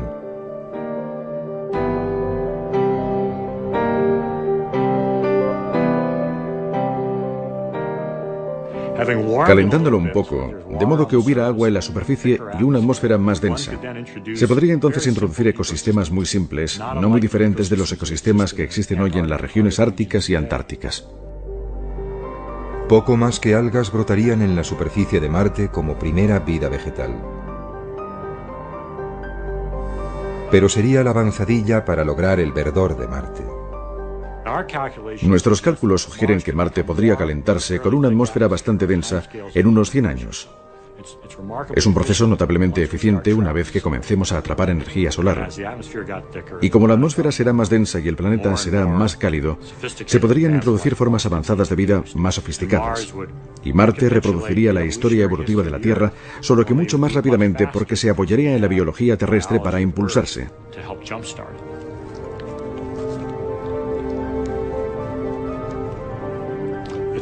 Es posible que si Marte fuese lo bastante cálido, quizá dentro de 100 años o algo así, podrían desarrollarse verdaderos bosques. Podríamos imaginar bosques de pinos como se ven en las laderas de una montaña terrestre creciendo en Marte. Para Christopher McKay, desarrollar la vida en Marte es una obligación que compete a los humanos como única especie inteligente. Pienso que debe haber vida en forma microbiana y simple en cualquier planeta que tenga agua líquida o que sea remotamente similar a la Tierra. Pienso que la vida es un hecho común. Sobre la inteligencia, pienso que es un tema más complejo. De hecho, creo que la inteligencia es rara, escasa, quizá incluso única en la Tierra. Pienso que sería un error no utilizar nuestra inteligencia y que actuáramos como cualquier animal. Debemos decir, ¿cuál es nuestro papel como miembros inteligentes de esta comunidad? ¿Qué podemos hacer para ayudar o mejorar? Y pienso que la respuesta es diseminar la vida, transportándola desde su origen aquí en la Tierra y llevándola a todas partes. Nosotros, como especie inteligente, somos los únicos que podemos hacerlo. Es una tarea digna como especie. Sería como construir pirámides y catedrales. Es algo que podemos hacer como regalo al resto del universo.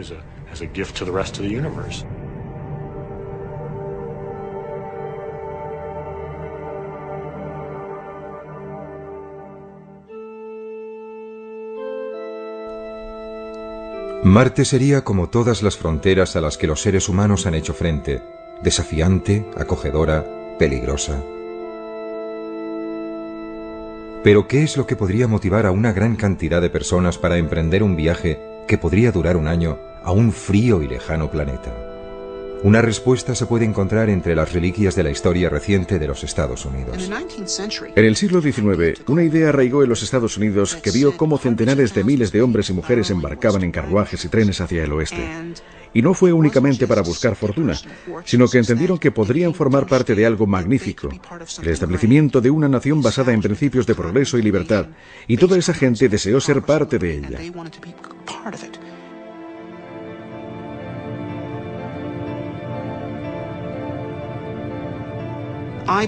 Creo que cuando llegue a ser tecnológicamente posible colonizar Marte, tal como creo que sucederá en breve, habrá un gran número de personas dispuestas a participar, independientemente de las dificultades que conlleve.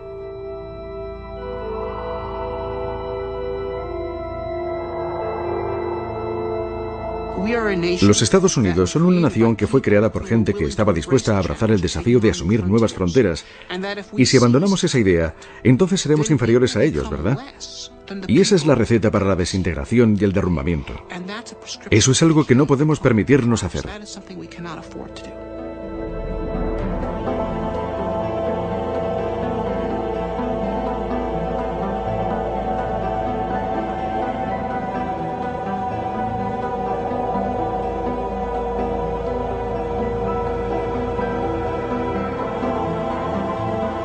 Robert Zubrin ha ideado una manera de transportar a los primeros seres humanos a Marte de forma relativamente barata conocida como Marte Directo. Es una idea que ha sido bien acogida por la NASA.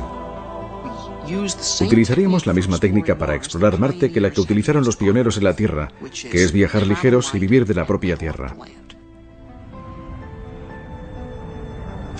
Primer lanzamiento. Enviaremos a Marte un vehículo con capacidad de regresar a la Tierra, pero sin nadie en su interior. Tras 8 meses de viaje, llegaría a Marte.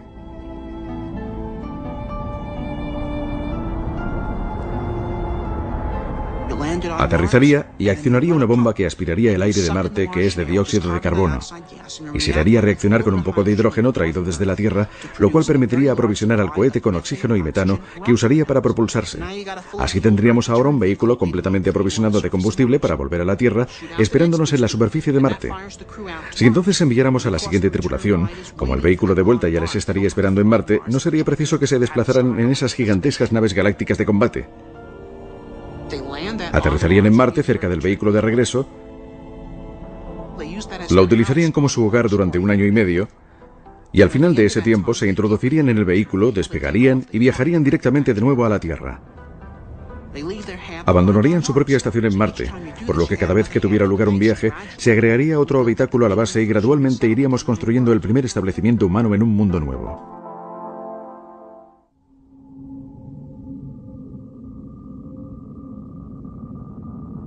La enorme distancia a Marte impide que los suministros puedan ser transportados regularmente desde la Tierra. Por eso, los primeros colonos deberán excavar para extraer materiales de construcción, almacenar agua, fabricar oxígeno y hacer crecer su alimento directamente de Marte. Pero pronto dominarían las técnicas para vivir de la Tierra.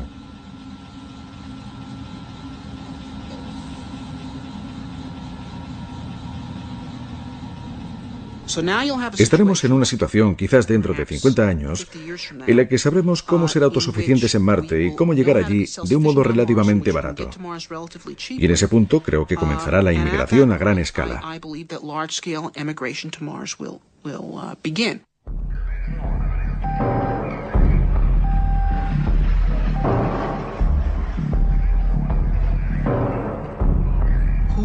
¿Quién lo hará?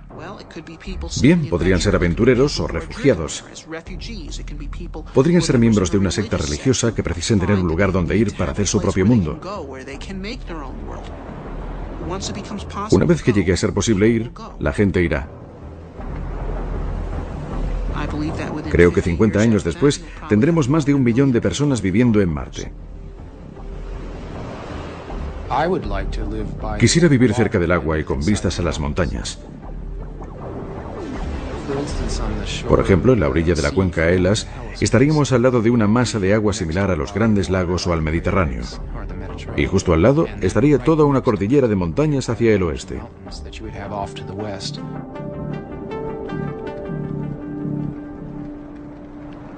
Desde su hogar, situado en el norte de California, el escritor de ciencia ficción Kim Stanley Robinson imaginó cómo sería la vida en un Marte terraformado. Pero la inspiración para sus novelas procede de las imágenes emitidas por la sonda Viking de unas tierras desoladas y áridas. Me interesó de Marte su aspecto salvaje. Estoy interesado en pasar tiempo en las montañas por encima del arbolado y en los desiertos del oeste americano. Por eso, cuando llegaran los primeros datos de las Viking, lo que mostraron es un Marte con un paisaje espectacular. Y estas características despertaron mi interés y pensé que sería un gran lugar para ir de acampada con mi mochila. Viking reveló que Marte era como el sueño de un turista. El Valle Marineris es un abismo de 4.000 kilómetros de largo y hasta 8 kilómetros de profundidad, 200 kilómetros de ancho y más de 10 veces mayor que el Gran Cañón del Colorado. El Olympus Mons es un volcán extinto que se eleva 25 kilómetros sobre los llanos circundantes. Es casi 3 veces más alto que el monte Everest.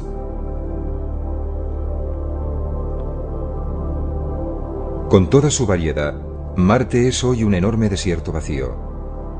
¿Debería permanecer así?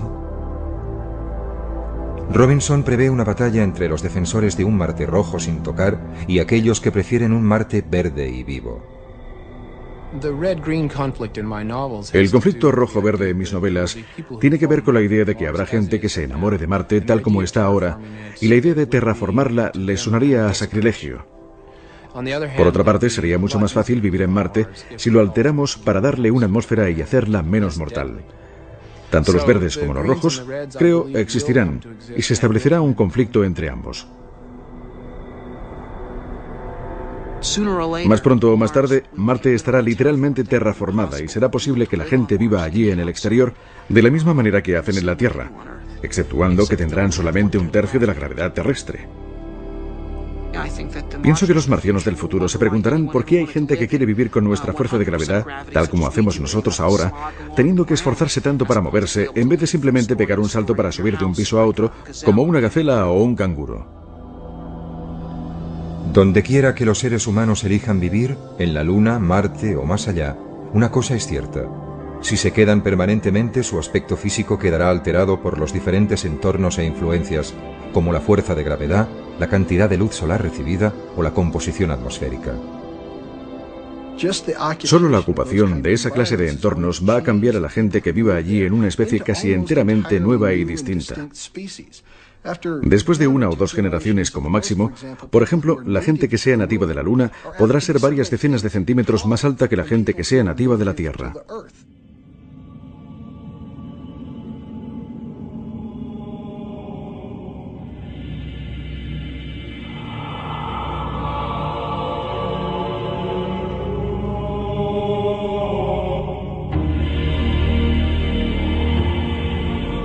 Si no les importa sufrir la considerable molestia de mantener la infraestructura esquelética y muscular que se necesita para soportar la gravedad terrestre y básicamente decir, bueno, vivo en la Luna.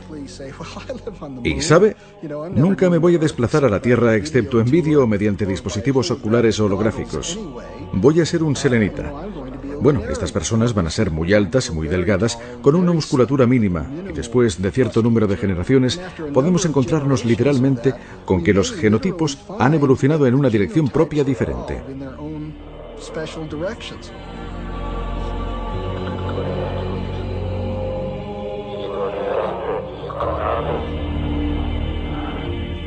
Predecir qué sucederá tras 10 o 20 generaciones está más allá de la ciencia. Tendríamos que tener una gran imaginación incluso para elucubrar el aspecto de los colonos más remotos y aislados. En última instancia, a donde vamos con todo esto es al verdadero universo de Star Trek.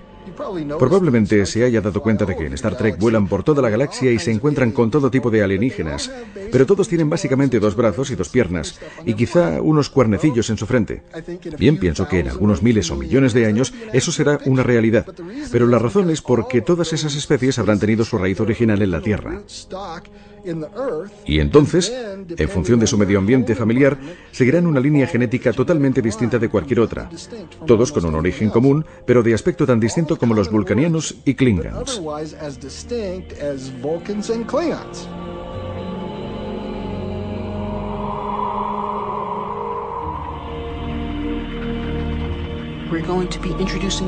Vamos a introducir variaciones en la especie humana. La Tierra se ha quedado muy pequeña para mantener la diversidad de la cultura humana. En la naturaleza, la diversidad es la llave de la supervivencia de la especie. Y creo que así es como el hombre pervivirá y ampliará su diversidad, al diseminarse por todo el cosmos.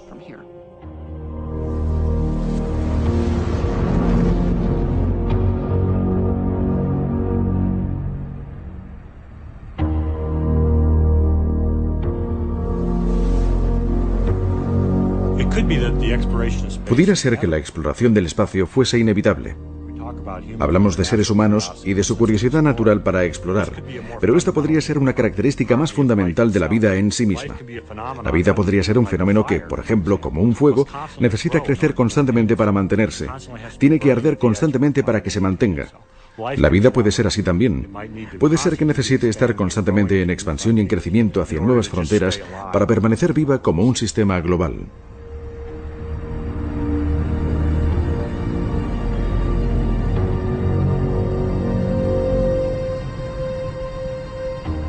¿En qué estamos pensando los humanos? ¿Cuál es nuestro gran reto?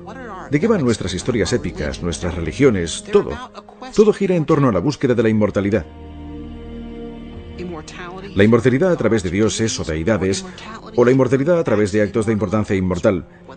Tanto da que se trate de la colonización del oeste americano o la de Marte. Y esto es más importante que el pan. Esto es por lo que luchará la gente. Esto es por lo que morirá la gente. Y esto es lo que nos enviará al espacio.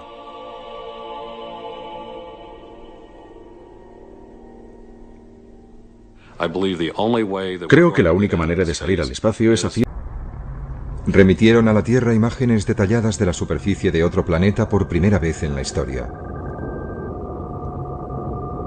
Aunque no encontraron las huellas de vida que habían ido a buscar, la misión Viking completó con éxito diversos experimentos sobre el suelo y el aire marcianos. Fue todo un triunfo científico. Sin embargo, Christopher McKay es un biólogo de la NASA que cree que la ciencia espacial es tan solo una manera de prepararse para algo mucho más importante. Se habla a menudo sobre la explotación del espacio como si su único objetivo fuera científico. Desde ese punto de vista, ciertamente enviar naves tripuladas no es un proyecto rentable. Podemos conseguir mejores datos científicos con robots y sondas automáticas. Pero creo que eso sería errar el tiro. ¿Para qué estamos haciendo ciencia? ¿Por qué estamos explorando científicamente el espacio? Bueno, yo creo que forma parte de una actividad humana mucho más amplia, de un proyecto humano mucho más ambicioso de tratar de anticiparse a los futuros asentamientos humanos fuera de nuestro mundo. Marte es el planeta más cercano y donde será más fácil poder dar nuestro primer paso colonizador. No estamos enviando seres humanos a Marte para hacer ciencia. Estamos enviando seres humanos a Marte. Una de las muchas cosas que harán cuando estén allí será ciencia, pero también escribirán poesía, y gritarán y se enfadarán y harán todo lo que hacen los seres humanos.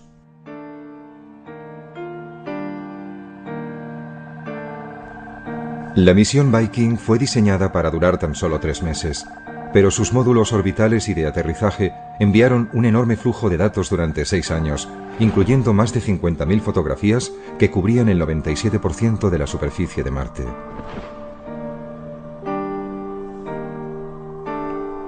McKay cree que incluso para trabajos científicos Y bien cuidados parques con árboles de 200 metros de altura y serán capaces de volar como los pájaros.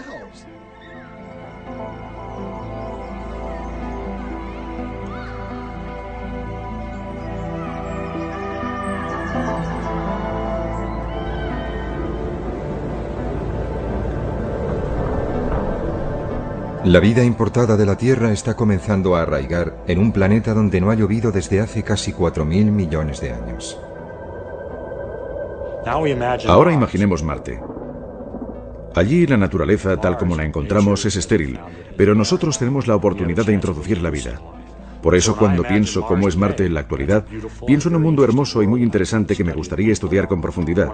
Pero cuando imagino Marte con vida, encuentro que es aún más interesante y más valioso en un sentido mucho más profundo. Más tarde, comenzarán a trabajar urbanistas en la superficie marciana, creando un nuevo hogar para los colonos que hayan hecho el mayor viaje de ida, sin vuelta, de sus vidas. Cuando se va a un nuevo lugar como Marte y se establece una nueva rama de la sociedad allí, se tiene la opción de llevarse las mejores ideas y dejar atrás las peores. Y la gente que colonice Marte no deseará volver a la Tierra.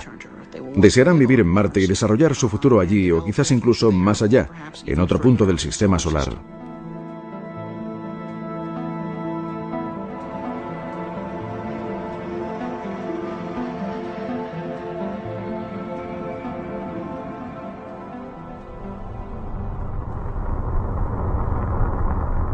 A finales del verano del año 1976, 2 sondas idénticas llamadas Viking se posaron sobre Marte.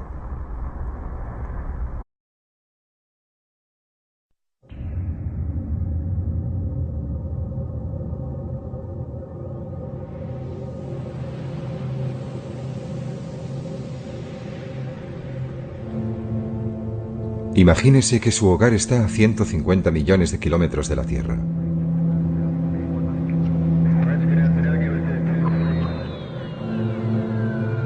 Se han establecido los primeros asentamientos humanos en otros lugares del sistema solar.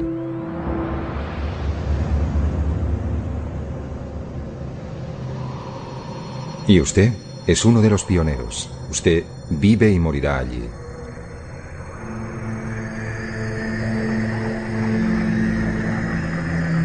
Bienvenido al futuro fuera de nuestro planeta madre.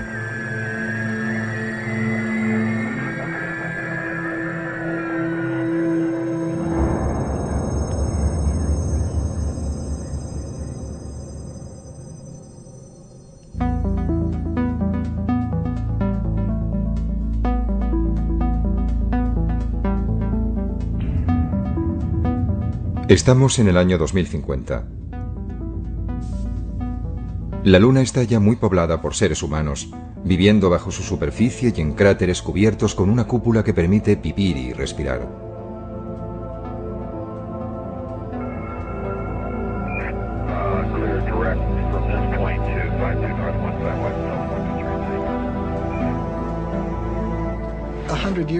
Dentro de 100 años, cuando mis nietos vayan a visitar a alguien en la Luna o vayan a vivir allí, no vivirán en estériles e inertes estructuras metálicas, al igual que a nosotros no nos gustaría hacerlo, ¿sabes? Vivirán en boníficos. Robots como los Viking no deben sustituir a las misiones humanas. La gente habla de enviar robots para explorar otros planetas y no de la necesidad de enviar seres humanos. Pero yo encuentro eso totalmente carente de interés. Lo comparo quizá con ir a París, pero en vez realmente de ir a París uno mismo, simplemente enviamos una cámara fotográfica para que tome imágenes. Y cuando la cámara regresa, revelamos las fotos, las miramos, pensamos, bien, fue estupendo, he estado en París.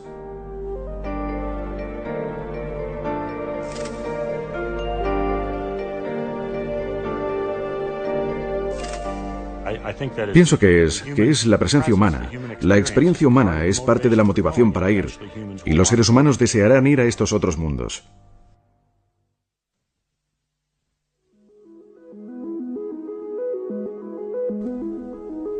Pero, ¿por qué habríamos de dar el siguiente paso de establecer colonias humanas en otros planetas?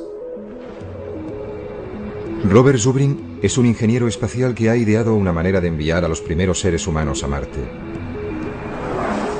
Pero no desea pararse allí. Para él, Marte es en el siglo XXI la nueva frontera, un lugar que aguarda ser habitado por colonos llegados desde la Tierra. La frontera en la Tierra está cerrada. Pienso que a menos que la humanidad quiera llegar a una era de estancamiento, tenemos que estar dispuestos a alcanzar una nueva frontera. Y la nueva frontera está ahí fuera, en el espacio, y particularmente en Marte.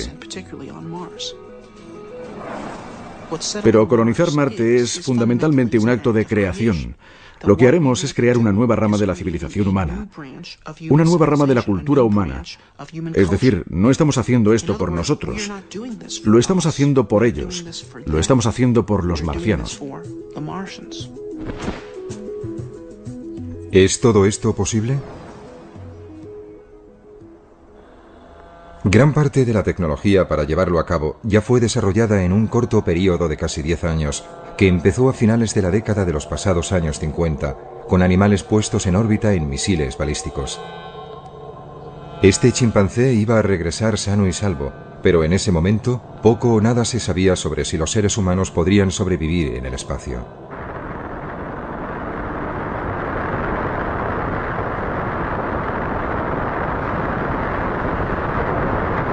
Entonces, a principios de la década de los 60, el presidente estadounidense John Kennedy creyó que el premio más grande del decenio estaba a su alcance. El tren con destino al espacio estaba a punto de partir. Hace muchos años, al gran explorador británico George Mallory, que murió en el monte Everest, se le preguntó por qué quería escalarlo.